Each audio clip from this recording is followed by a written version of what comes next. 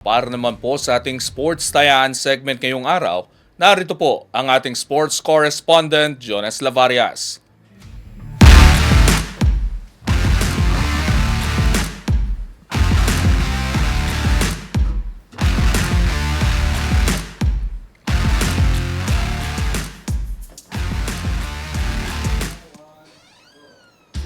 Salamat Sus, punta na tayo sa paboritong segment ng mga talpakero.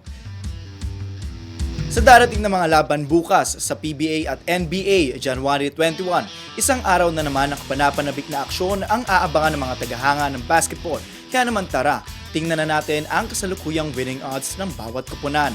Sa Game 1 ng PBA Season 50 Philippine Cup Finals, mas paborito ngayon ang San Miguel Beermen dahil sa kanilang matapang na winning odds na 1.55 kontra sa Token Text tropang 5G na tila mahina ang signal dahil sa kanilang winning odds na 2.37, indikasyon ng kumpiyansa ng Fear the Beer Nation sa karanasan at performance ng Beermen.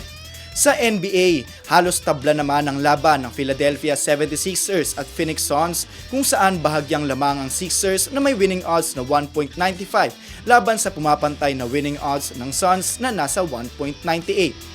Sa kabilang laban, mas malinaw na may bentahe ang Chicago Bulls dahil sa kanilang matibay na winning odds na 1.68 kontra sa Los Angeles Clippers na susubok na may winning odds na 2.42, senyales ng matatag na tsansa ng Chicago-based squad.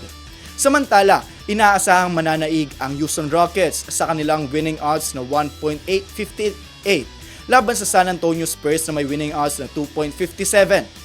Pinakamalaking agwat ngayon ang laban ng Utah Jazz na may mahinang winning odds na 1.43 kontra sa Minnesota Timberwolves na may matalim na winning odds na 1.20 kung saan nagpapakita ng mabigat na paborito ngayon ang sasakmal na Wolves.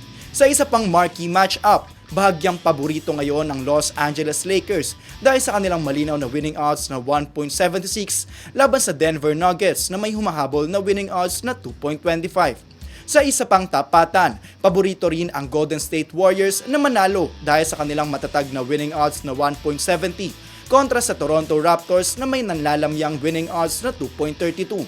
Sa uling laban ngayong araw, may bentahe ang giinit na Miami Heat dahil sa kanilang winning odds na 1.77 laban sa Sacramento Kings na lalaban na may winning odds na 2.21 na nagtatakda ng inaasahang dikitang labanan. Kaya naman mga kaabante, tandaan na maaari pa magbago ang mga kasalukuyang winning odds ng bawat kupunan bukas sa NBA at PBA.